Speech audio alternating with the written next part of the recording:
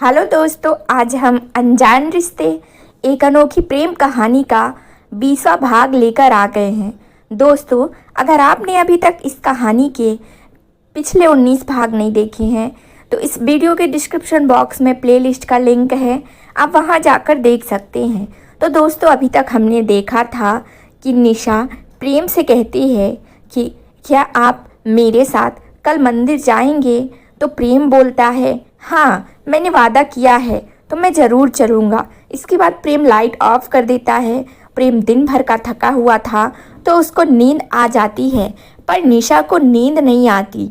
वो मन ही मन सोचती है, आखिर ये लैला मजनू वाली हमसे चाहती क्या है, और इस पूरी दुनिया में हमारा ही पति मिला था उसको फंसाने के लिए। अब आगे की कहानी को शुरू करते हैं। निशा प्रेम का चेहरा देखती है। प्रेम गहरी नींद में सो रहा था। निशा बड़बड़ाती है और कहती है, इनको बड़ी जल्दी नींद आ जाती है, कितनी जल्दी सो जाते हैं, और एक हम हैं, हमको नींद ही नहीं आ रही। तभी प्रेम नींद में कहता है, निशा चुपचाप सो जाओ, नहीं तो कल तुम्हें मंदिर नहीं ले जाऊंगा और अकेले जाने भी नहीं दूंगा। निशा प्रेम की आवाज़ सुनकर डर के मारे प्रेम के सीने में अपना चेहरा छुपा लेती है और प्रेम के सीने में लगे लगे प्रेम को जीभ से चिढ़ाती है और मुंह से भी चिढ़ाती है। प्रेम आंखें बंद किए किए निशा से कहता है, जीभ से चिढ़ाना बंद करो और चुपचाप सो जाओ, आंखें बंद करो। निशा आंखें बंद कर लेती है और थोड़ी देर बाद निशा सो जाती है। उधर वरुण अपने घर आता है तो अपनी माँ को इंतजार करते हुए पाता है, तो माँ से कहता है, माँ अभी तक आप सोए नहीं। माँ बोलती है, नहीं बेटा, मैं तुम्हारा इंतजार कर रही थी, और मुस्कुराती हुई पूछती है, कैसी रही प्रिया की और तुम्हारी मुलाकात। वरुण माँ से कहता है, सब कुछ ठीक है माँ। अब आगे की बात प्रेम सर करेंगे, क्योंकि प्रिया के पापा से बात सर को ही करनी पड़ेगी। वरुण माँ से कहता है, माँ मुझे बहुत नींद आ रही है, आप भी सो जाइए जाकर, क्योंकि सुबह मुझे जल्दी ऑफिस जाना है। फिर वरुण अपने कमरे में आता है और सीधा वॉशरूम में घुस जाता है। थोड़ी देर बाद वॉशरूम से फ्रेश होके निकलता है और अपने बेड पर बैठ जाता है। बेड के पास एक टेबल पर प्रेम की फ़ोटो रखी होती है। फ़ोटो उठाकर वरुण अपने माथे से लगाता है और कहता है, सर यह कांटा मैंने आपके जीवन से निकाल दिया है। प्रिया कभी भी आपके और भाभी के बीच नहीं आएगी। मैं प्रिया से शादी इसलिए नहीं करना चाहता कि मैं प्रिया से प्यार करता हूँ। मैं प्रिया से प्यार नहीं करता और ना ही मुझे वह पसंद है। मैं प्रिया से शादी इसलिए करना चाहता हूँ कि वह आपकी ज़िंदगी में और भाभी की ज़िंदगी में कोई खलल ना डाले। वरुण कहता है, मैं आपकी ज़िंदगी में किसी को भी खलल नहीं डालने दूंगा। अगर किसी ने आपको या भाभी को तकलीफ दी तो मैं उसे जान से मरवा दूंगा, यह मेरा वादा है। अब बारी जिया की है। जब तक जिया आपको और भाभी को तकलीफ नहीं देती तब तक वह सेफ है। अगर उसने भूल से भी आपको और भाभी को तकलीफ दे दी तो मैं उसे छोड़ूंगा नहीं, इसके लिए चाहे मुझे गलत तरीके अपनाने पड़े। इतना कहकर वरुण प्रेम की फ़ोटो टेबल पर रख देता है और गुड नाइट सर कहकर ब्लैंकेट ओढ़कर सो जाता है। उधर 4 बजे का अलार्म बोलता है तो निशा जल्दी से अलार्म बंद कर देती है। वह नहीं चाहती थी कि प्रेम जल्दी से उठ जाए और खुद उठ जाती है। फिर सीधा वॉशरूम में जाती है और नहाकर बाहर आती है। एक नज़र प्रेम की तरफ देखती है। प्रेम तकिए में मुंह घुसाए सो रहा था। निशा अलमारी से कपड़े निकालकर पहन लेती है और नीचे चली जाती है। बंगले के आगे एक बहुत बड़ा लॉन था जहाँ पर ढेर सारे फूल लगे हुए थे। गुलाब, चंपा, चमेली, पूरा लॉन फूलों से भरा हुआ था। बीच में हरी हरी घास थी। निशा अपने लिए कुछ फूल तोड़ती है और घर के मंदिर पर जाकर पूजा करती है। कुछ फूलों को अपने बालों में लगा लेती है। पूजा करके वह ऊपर जाती है। घर के भी अभी सभी लोग सो रहे थे, पर बड़ी माँ उठ जाती हैं। वह कहती हैं, अरे आज तुम बहुत जल्दी उठ गई। निशा बड़ी माँ के पैर छूती है और कहती है, माँ आज हम इनके साथ पूजा करने जाएंगे ना, इसलिए हम जल्दी उठ गए। इनसे पहले हम नहा के तैयार हो जाएं। फिर निशा किचन में चाय बनाती है और एक कप बड़ी माँ को देती है। बड़ी माँ कहती है, अभी मैं चाय नहीं पीऊँगी क्योंकि इस वक्त श्राद्ध चल रहे हैं, तो मैं नहा कर चाय पीती हूँ। तुम प्रेम के लिए ले जाओ। निशा प्रेम के लिए चाय कप में डालती है और चाय लेकर ऊपर कमरे में चली आती है। प्रेम अभी सो रहा था। निशा उसको जगाती है। उठिए, निशा प्रेम से कहती है। प्रेम कहता है, मैं उठ चुका हूँ, चाय लाई हो क्या? निशा बोलती है, हाँ। निशा प्रेम के हाथ में चाय दे देती है। प्रेम चाय ले लेता है और पीने लगता है। तभी निशा कहती है, अरे रे, ब्रश तो करिए जाकर। प्रेम बोलता है, ब्रश करके लेटा हूँ। निशा कहती है, तो फिर ठीक है। फिर प्रेम चाय पी के वॉशरूम में जाकर नहा कर निकलता है। तब तक निशा तैयार हो चुकी थी। प्रेम टॉवेल लेकर अपने सिर के बाल पोंछता हुआ वॉशरूम से निकलता है। उसकी नज़र तभी निशा पर पड़ती है। प्रेम का हाथ अपने बालों पर रुक जाता है और वो टकटकी लगाए निशा को निहारता रहता है। निशा ने लाल रंग की साड़ी पहनी हुई थी, हाथों में लाल लाल चूड़ियाँ थी, लंबे बालों की उसने ढीली चोटी बना रखी थी, मांग में सिंदूर भर रखा था, गले में मंगलसूत्र लटक रहा था, बालों में गजरा लगा रखा था, माथे में बड़ी सी लाल रंग की बिंदी लगा रखी थी, कानों में बड़े बड़े झुमके डाले थे, गले में पतला सा हार पहना हुआ था, अपनी आंखों में काजल लगा रखा था, होठों पर हल्की लेट कलर की लिपस्टिक लगा रखी थी। इस वक्त निशा बहुत ज़्यादा सुंदर लग रही थी, जबकि उसने चेहरे पर ज़्यादा मेकअप नहीं कर रखा था, लेकिन फिर भी बहुत प्यारी लग रही थी। और प्रेम अपने सर पर टॉवल रखे निशा को निहारे जा रहा था। निशा अपने पैरों में आलता लगा रही थी। आलता लगाकर वो घूमकर खड़ी होती है तो उसकी नज़र प्रेम पर जाती है। निशा कहती है, क्या देख रहे हैं आप, जल्दी से तैयार होइए ना। प्रेम अपने बालों को फिर से पोंछने लगता है। निशा ने प्रेम के कपड़े निकाल दिए थे, वह बेड पर रखे हुए थे और अपने कपड़े उठाकर पहन लेता है और निशा से पूछता है, तुम पूरी तरह तैयार हो? निशा बोलती है, हाँ हम तैयार हैं। और फिर दोनों नीचे आ जाते हैं। बड़ी माँ उन दोनों को देखती है और कहती है, तुम दोनों की जोड़ी बहुत प्यारी लगती है। फिर बड़ी माँ निशा के आंखों से काजल लेती हैं और प्रेम और निशा के कान के पीछे लगा देती हैं और कहती हैं, मेरे बच्चों को किसी की नज़र ना लगी। तभी प्रेम कहता है, जल्दी चलो क्योंकि मुझे ऑफिस भी जाना है। फिर निशा और प्रेम बाहर निकल आते हैं। प्रेम गैराज से गाड़ी निकालता है। निशा के लिए प्रेम गाड़ी का दरवाज़ा खोल देता है तो निशा गाड़ी में बैठ जाती है। प्रेम दरवाज़ा खोलकर ड्राइविंग वाली सीट में बैठ जाता है और अपनी सीट बेल्ट बांधता है, साथ ही निशा की भी सीट बेल्ट बांधता है और गाड़ी स्टार्ट कर देता है। गाड़ी बंगले से निकलकर बाहर सड़क पर दौड़ने लगती है। उधर जिया की घड़ी में 8 बजे का अलार्म बोलने लगता है। जिया जल्दी से उठ जाती है। सबसे पहले अपना लैपटॉप खोलती है और कुछ देखने लगती है। जैसे ही वह अपने लैपटॉप के बटन चलाती है, उसमें कहीं की पिक्चर आने लगती है। वह पिक्चर प्रेम की कार की होती है। प्रेम कार में बैठा था निशा के साथ। यह जिया अपने लैपटॉप में देखती है। उसने प्रेम की कार में कैमरा फिट कर दिया था, इसलिए प्रेम और निशा उसके लैपटॉप पर नज़र आ रहे थे। निशा कार में कैमरे के सामने बैठी थी जो जिया को नज़र आ रही थी। जिया अपने आप से बात करती है, ओह तो यह है इसकी बीवी। यह तो पहनावे से बिल्कुल गांव की लड़की लग रही है। देखो कैसे बनाव श्रृंगार कर रखा है। मॉडर्न लड़की तो लग नहीं रही है। मुझे लगता है यह शादी प्रेम ने अपने माँ बाप के दबाव में आकर की है, क्योंकि प्रेम जैसा स्टाइलिश मैन इंसान इस तरह की लड़की से शादी कैसे कर सकता है। बात करने की उसको तमीज़ नहीं है क्या? क्या कहना चाहिए यह तक नहीं पता। मुझे तो लगता है प्रेम रिश्ता बहुत मजबूरी में निभा रहा है। वह दिखाता नहीं, पर उसका दिल जरूर सोचता होगा। इधर निशा और प्रेम मंदिर जाते हैं। प्रेम को चंद्रमोहन मिलता है। चंद्रमोहन कहता है, आइए सर। अरे भाभी जी, आइए आइए। नमस्ते भाभी जी। निशा और प्रेम दोनों से हाथ जोड़कर कहता है, नमस्ते भैया। निशा भी जवाब देती है। प्रेम कहता है, चंद्रमोहन जी, यह पूजा करने आई हैं।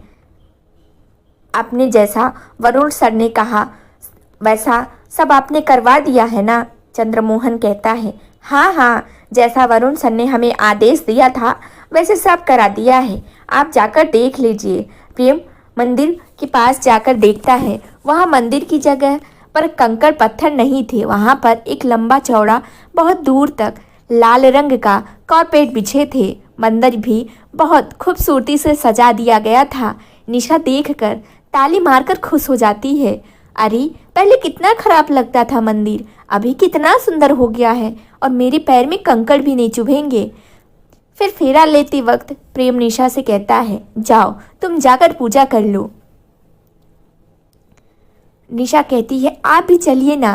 प्रेम कहता है, नहीं, तुम जाकर कर लो, मैं यहाँ का काम देख लेता हूँ। फिर निशा पूजा की थाली लेकर पूजा करने लग जाती है।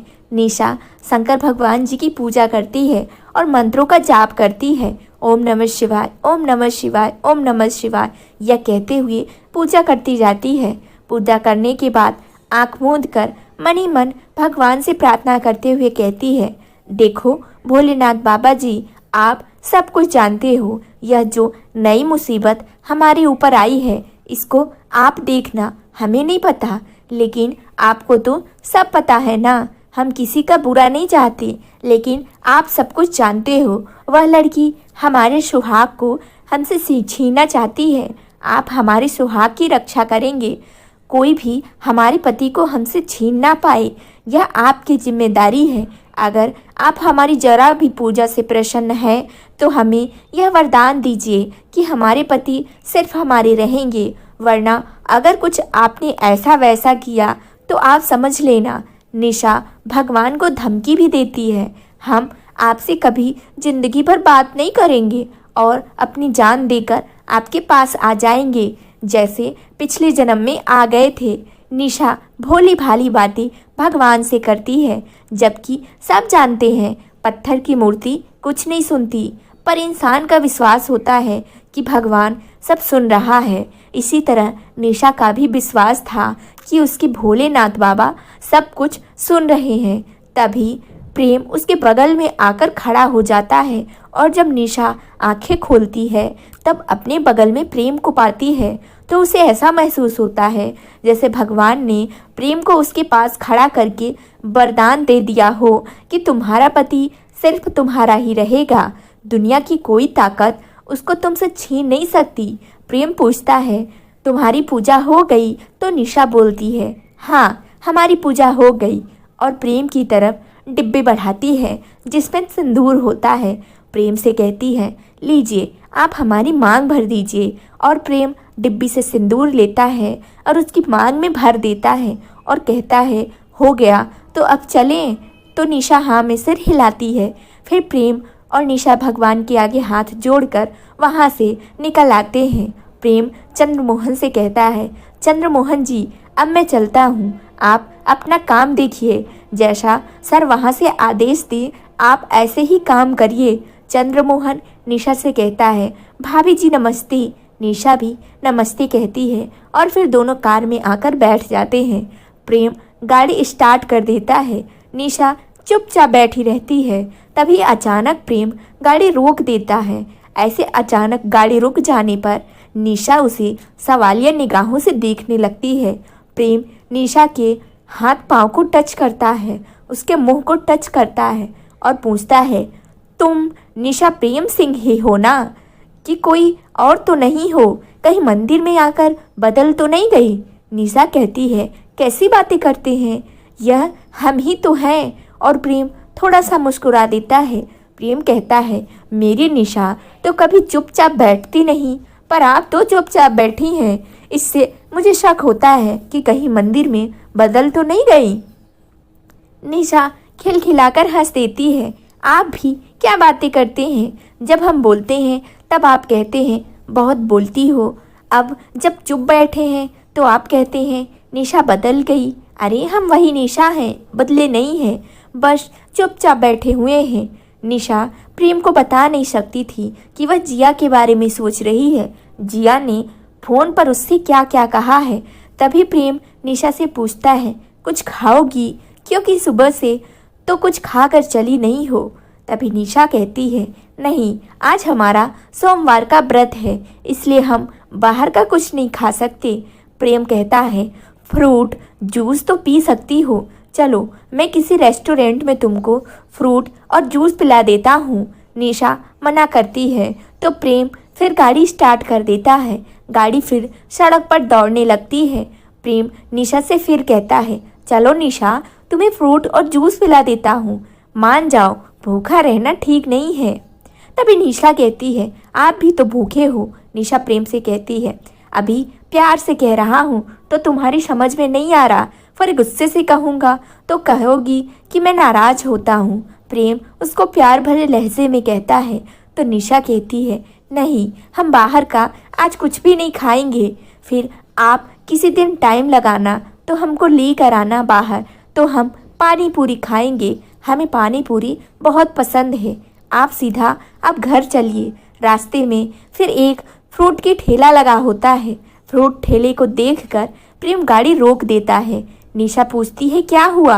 प्रेम कहता है गाड़ी से उतरो। फिर गाड़ी का दरवाज़ा खोलकर निशा हाथ पकड़कर आराम से गाड़ी से उतार देता है प्रेम, और कहता है देखो फ्रूट का ठेला लगा है, चलो वहाँ से कुछ फ्रूट ले लेते हैं। फ्रूट तो घर पर जाकर खा सकती हो ना।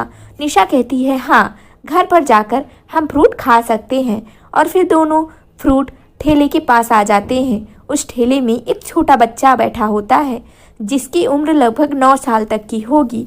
बच्चा सावले रंग का था। उसने एक पैंट और टी शर्ट पहन रखी थी, जो अपने फलों की रखवाली कर रहा था। प्रेम इस बच्चे से पूछता है बेटा कोई बड़ा नहीं है क्या। वह बच्चा बोलता है अंकल, मेरी मम्मी घर से खाना लेने गई है और मुझे इस ठेले पर बिठा गई हैं, आपको क्या चाहिए। निशा कहती है तुम छोटे हो, पढ़ने नहीं जाते हो क्या, यह फल ही बेचते हो। बच्चा बोलता है नहीं आंटी, मैं पढ़ने भी जाता हूँ, पर आज मेरी तबीयत ठीक नहीं है, इसलिए मम्मी मुझे ठेले पर बिठा गई हैं। तभी उसकी माँ भी आ जाती है और प्रेम कहता है निशा तुमको जो जो लेना है तुम ले सकती हो।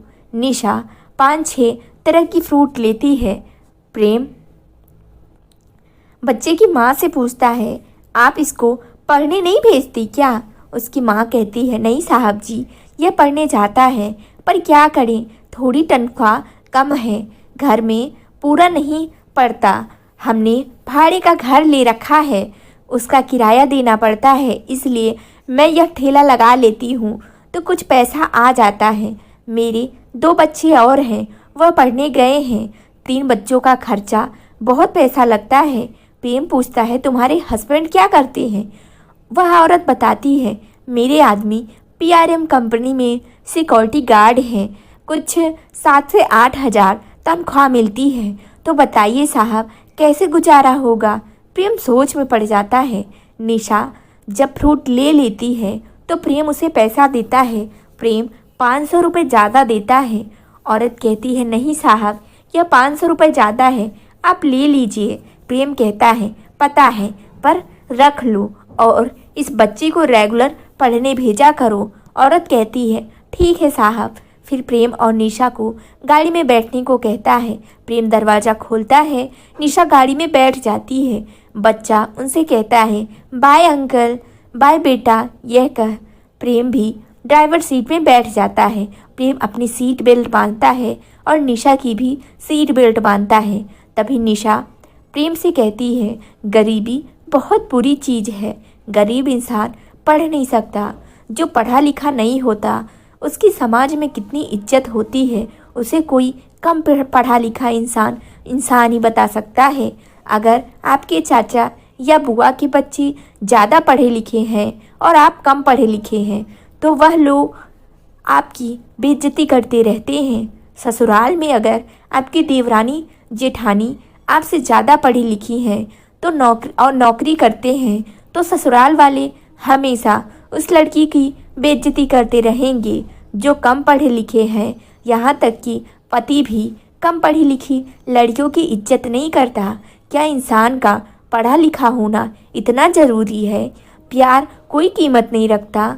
हमने देखा है जो लोग पढ़े लिखे नहीं होते अपने घर में चाहे कितनी मेहनत कर लें, चाहे जितनी सबकी सेवा कर लें, लेकिन इज्जत उस नौकरी करने वाली बहू की ज़्यादा होती है। घर में काम करने वाली बहू की कोई इज्जत नहीं होती। ना पढ़ने लिखने वाले लोगों का दर्द। इतना कहकर निशा चुप हो गई। प्रेम निशा की तरफ देखता है और कहता है, पर तुम्हारे साथ तो ऐसा नहीं है। तो निशा कहती है, वह तो हम किस्मत वाले हैं जो आप जैसे हमारे पति हैं, वरना हमारी क्या औकात थी कि हमारी शादी इतने पढ़े लिखे और इतने अच्छे घर में शादी होती जहाँ पर कोई हमें यह नहीं कहता कि तुम पढ़ी लिखी नहीं हो। लड़का कम पढ़ा लिखा होता है तो वह कमा कर खिला देता है, ठीक है, लेकिन लड़की नहीं पढ़ी लिखी होती तो क्या कर सकती है? निशा, तुम चिंता करने की तुम्हें ज़रूरत नहीं है। मुझे कोई फ़र्क नहीं पड़ता कि तुम पढ़ी लिखी हो या नहीं हो। निशा प्रेम की बात पर मुस्कुरा देती है। प्रेम फिर निशा से पूछता है, निशा एक बात बताओ, तुम क्यों नहीं पढ़ लिख पाई? निशा बताती है, मेरे बाबूजी की पान की दुकान थी और बाबूजी बहुत बीमार हो गए तो दुकान बंद हो गई। पैसा था नहीं, हम 8वीं क्लास में पढ़ते थे। जब पैसे नहीं थे तो अम्मा ने हमें स्कूल से निकलवा लिया और खाना बनाना सिखाया, घर का काम काज करना सिखाने लगी। माँ कहती थी, पढ़ लिख कर कौन सा प्राइम मिनिस्टर बनना है, कोई अच्छा लड़का मिल जाएगा तो शादी करा देंगे। फिर राघव जी का रिश्ता आ गया। राघव जी को कोई परेशानी नहीं थी हमारे कम पढ़े लिखे होने में। उनको एक अच्छी लड़की चाहिए थी जो उनके घर और माँ बाप को संभाल ले और उनको संभाल ले। बस फिर राघव जी और हमारी शादी तय हो गई। राघव का नाम आते ही प्रेम अपनी गाड़ी में ज़ोर से ब्रेक मारता है और गाड़ी झटके से रुक जाती है। आज तक प्रेम ने निशा के बारे में, उसकी ज़िंदगी के बारे में जानने की कभी कोशिश नहीं की। पहली बार प्रेम निशा के बारे में इतना जाना। निशा को घूरते हुए प्रेम कहता है, एक बात बताओ, जब तुम्हारे लिए राघव से रिश्ता रहा था तो क्या तुमने कभी राघव से बात की थी? निशा मासूमियत से कहती है, हाँ, कई बार उनसे हमने फ़ोन में बात की थी। हमने तो अपनी शादी में जो भी गहने लहंगे खरीदने थे वह भी राघव जी के पसंद से खरीदे थे। हमने उनको वीडियो कॉल करके दिखाए थे। प्रेम निशा की बात सुन के और चिढ़ जाता है। प्रेम तभी निशा कहती है प्रेम से, अरे गाड़ी तो चलाइए, गाड़ी क्यों रोक दी? प्रेम कहता है, निशा अब तुम मेरी पत्नी हो और तुम्हारे होठों पर सिर्फ मेरा नाम होना चाहिए। तुम पर सिर्फ मेरा हक है और किसी का नाम नहीं होना चाहिए तुम्हारे होठों पर। तो निशा मुस्कुराती है और कहती है, अरे आपने पूछा तो मैंने बता दिया। बिना नाम के आपको कैसे पता चलता कि हम किसकी बात कर रहे हैं और आप इतने चिढ़ क्यों रहे हैं? वैसे भी आपके नाम के अलावा हमारी ज़िंदगी में किसी का नाम शामिल नहीं है। आपके लिए जीते हैं और आपके लिए ही मरेंगे, इसलिए आपको चिंता करने की कोई बात नहीं है। मरने की बात को लेकर प्रेम निशा को डांटता है। ओ शट अप निशा, जब तक मेरी जान में जान है तुम्हें कोई छू भी नहीं सकता। इस बार तो कुछ ऐसा नहीं होगा जो उस बार हुआ था। प्रेम के मुंह से अचानक ही यह बात निकल जाती है। निशा प्रेम का मुंह देखती रहती है, फिर मन में कहती है, पर इस बार एक डायन हमारे पीछे पड़ गई है। यह बात निशा बड़ी धीरे से कहती है, फिर भी प्रेम अब सुन लेता है और निशा से पूछता है, ये डायन कौन है? न कोई नहीं, नहीं कोई नहीं। निशा प्रेम को बिना मतलब परेशान नहीं करना चाहती थी। प्रेम से पूछती है, रेडियो चलाएं क्या? प्रेम कहता है, हाँ चलाओ, तुम्हारी कार है, तुम कुछ भी कर सकती हो। निशा जैसे रेडियो ऑन करती है उसे रेडियो पर एक काला सा डिब्बा जैसा कुछ दिखाई देता है।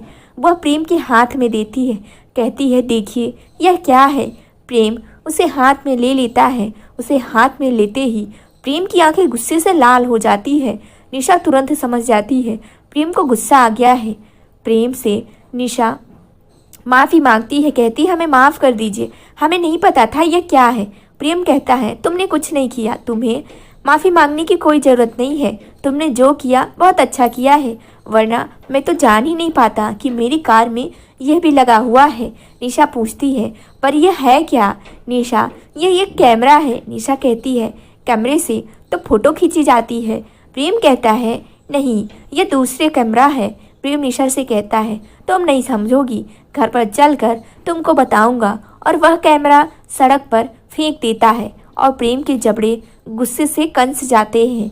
फिर प्रेम अपनी गाड़ी को लंबा की तरफ मोड़ लेता है। निशा कहती है हम घर चल रहे हैं ना? तो प्रेम कहता है नहीं, मैं तुमको अपने एक दोस्त से मिलाने जा रहा हूँ जो तुम्हारी तरह ही कार्टून है। निशा मुंह बनाकर कहती है क्या हम कार्टून हैं? और नहीं तो क्या, हर समय उल्टी सीधी हरकतें करती रहती हो। उधर जिया अपनी लैपटॉप बंद कर देती है। ओह माय गॉड, इसकी बीवी तो बहुत ही होशियार निकली। उसने कैमरे कैसे पकड़ लिया, पति के आगे कैसे भोली भाली बनती है। तभी निखिल उसके कमरे में आ जाता है और कहता है दी यह सब तुम ठीक नहीं कर रही हो। जिया बड़ी मासूमियत से कहती है अरे मैंने क्या किया है? निखिल कहता है ये तुम भी जानती हो कि तुमने क्या किया, पर दी यह बात समझ लो, आज तक आपकी ज़िंदगी में जो भी लड़के आए सब कुमारे थे और आपके चक्कर में फंस गए और खुद को बर्बाद कर लिया। लेकिन मिस्टर प्रेम शादीशुदा है। आपकी एक गलत हरकत उसकी शादीशुदा ज़िंदगी बर्बाद कर सकती है। हो सकता है कि प्रेम उन लड़कों की तरह ना हो। इस बार तुम्हारी चाल कहीं तुम्हें ही महंगी ना कर बैठे। जिया कहती है जिया ओबरॉय सस्ती चाल नहीं चलती, जब भी चलती है महंगी चाल चलती है। जिया ओबरॉय कभी हारना नहीं सीखा, उल्टा लोगों को हराया है। देखते हैं यह प्रेम किस खेत की मूली है। तुम देखना एक दिन प्रेम मेरे पैरों के नीचे होगा, उसकी बीवी घर से आउट हो चुकी होगी और मेरा उस घर में बहू की तरह गृह प्रवेश होगा। बस wait and watch. Prem Singh अब मेरे लिए एक चुनौती बन गया है और इस चुनौती को स्वीकार करती हूँ। निखिल अपनी बहन का मुंह देखता रह जाता है। उधर छोटू जो कि सुजीत का नौकर था, दुकान में चाय देने जाता है और दूर से आती हुई प्रेम की गाड़ी देख लेता है। वह दुकानदार को चाय नहीं देता और भागता हुआ आता है। दुकानदार चिल्लाता रहता है अभी चाय तो दे जा, अभी चाय तो दे जा। और छोटू नहीं सुनता है और भागता हुआ होटल में आता है और चिल्ला कर कहता है प्रेम भैया आ रहे हैं, प्रेम भैया आ रहे हैं, प्रेम भैया की गाड़ी आ रही है। एक लड़का सीढ़ियों से चढ़कर ऊपर सुजीत के पास जाता है और चिल्ला को कहता है भैया ओ भैया। काहे चिल्ला रहा है बे? भैया प्रेम भैया आ रहे हैं। सुजीत ताज्जुब से कहता है प्रेम भैया आ रहे हैं? अभी सालो कहीं तुम हमको डरा तो नहीं रहे हो? लड़का कहता है नहीं भैया, सही में प्रेम भैया आ रहे हैं। प्रेम का नाम सुनते ही सुजीत 2 बार बेड से गिर जाता है। सुजीत फटाफट उठता है अबे सालो हमारा मुंह क्या देख रहे हो, जल्दी से कमरा साफ करो। सुजीत अपनी उंगली बांधते हुए चिल्लाता है 1-2 और लड़कों को बुलाओ और एक लड़की से पूछता है कि गाड़ी कहाँ तक आ गई है। लड़का बोलता है बस आने वाली है। मैं जिस दुकान में चाय देने गया था मैंने प्रेम भैया को देख लिया था और प्रेम भैया के साथ एक बहुत सुंदर परी जैसी औरत भी है। क्या कहता है? परी जैसी औरत कौन हो सकती है? सुजीत जल्दी से जल्दी कपड़े बदलता है और तैयार होकर नीचे आने लगता है। इससे पहले वो पूरी तरह नीचे आए प्रेम होटल के अंदर आ जाता है। सुजीत सीढ़ियों पर खड़ा होता है, वहीं से चिल्लाता है प्रेम भैया और 4 सीढ़ियों से कूद कर जाता है। प्रेम उसे दोनों हाथों से संभाल लेता है और कहता है हड्डी पसली तोड़वाने का इरादा है क्या? सुजीत दोनों हाथ जोड़कर प्रेम के पैरों के नीचे गिर जाता है। प्रेम उसे उठाता है। प्रेम सुजीत से कहता है मैं आज तुम्हें किसी और से भी मिलाने लाया हूँ और निशा को उसके सामने कर देता है। सुजीत, पहचानो यह कौन है? सुजीत गौर से निशा को देखता है और कहता है, भैया क्या यह भाभी हैं? प्रेम मुस्कुराता है और कहता है, हाँ यह तुम्हारी भाभी हैं, इनका नाम निशा है। सुजीत दोनों हाथ जोड़कर निशा के पैरों में लेट जाता है। भाभी माँ आशीर्वाद दीजिए, मैं आपका देवर प्रताप सुजीत हूँ। निशा कहती है, अरे भैया यह क्या कर रहे हैं? हमारे पैर छोड़िए, हम तो आपको वैसे ही आशीर्वाद देते हैं।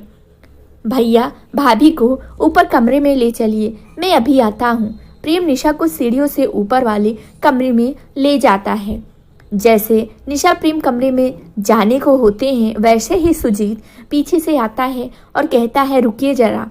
प्रेम निशा दरवाजे पर रुक जाते हैं और एक चावल भरा कलश अपने दरवाजे की दहलीज पर रखता है और सुजीत कहता है, भाभी इस चावल के कलश पर लात मार के अंदर आइए। आज पहली बार आप मेरे घर आई हैं।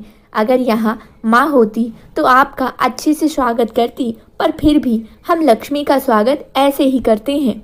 निशा थोड़ा सा पैर उस लोटे पर छुआ देती है और लोटा गिर जाता है। चावल थोड़ी देर से गिर जाते हैं। सुजीत एक थाली रखता है, थाली में कोई कलर मिलाकर रखता है और कहता है, भाभी इसमें पैर रखिए और अंदर की तरफ आइए। निशा उसमें पैर रखती है तो निशा का पैर लाल की जगह पीला हो जाता है। निशा कहती है, हमारा पैर तो पीला हो गया। सुजीत के होटल में काम करने वाले सारे लड़के ऊपर ही खड़े थे और निशा और प्रेम को देख रहे थे।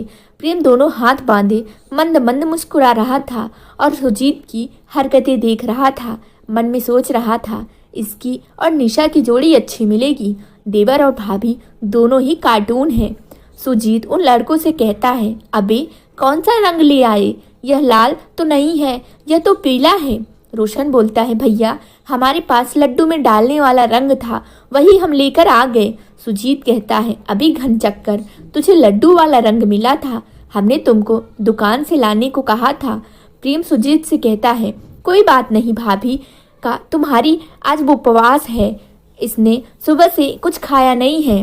प्रेम रोशन को बुलाता है, रोशन यह लो गाड़ी की चाबी और गाड़ी से फ्रूट्स निकाल लो और अच्छे से सब बर्तन साफ करके भाभी के लिए जूस बनाकर ले लो। रोशन चाबी ले लेता है और प्रेम की गाड़ी से फ्रूट लेने चला जाता है। निशा प्रेम अब कमरे के अंदर आ जाते हैं। निशा एक छोटा सा भगवान का मंदिर देखती है। निशा इस मंदिर का दिया जलाती है और पूरे कमरे में सरसरी नज़र डालती है। कमरे में एक दो भगवान की तस्वीरें थी। कमरे में सिर्फ एक बड़ा बेड पड़ा था और कमरा बिल्कुल खाली था। कमरे के बाएं तरफ एक डोरी लगी हुई थी जिसमें एक दो कपड़े टंगे हुए थे। सुजीत प्रेम से कहता है, भैया हम अभी आपके लिए अपने हाथों से बनाकर पाव भाजी लेकर आते हैं। निशा पूछती है, आपको पाव भाजी पसंद है? प्रेम निशा से कहता है, हाँ मुझे पसंद है, लेकिन सिर्फ सुजीत के हाथों की और किसी के हाथों की नहीं।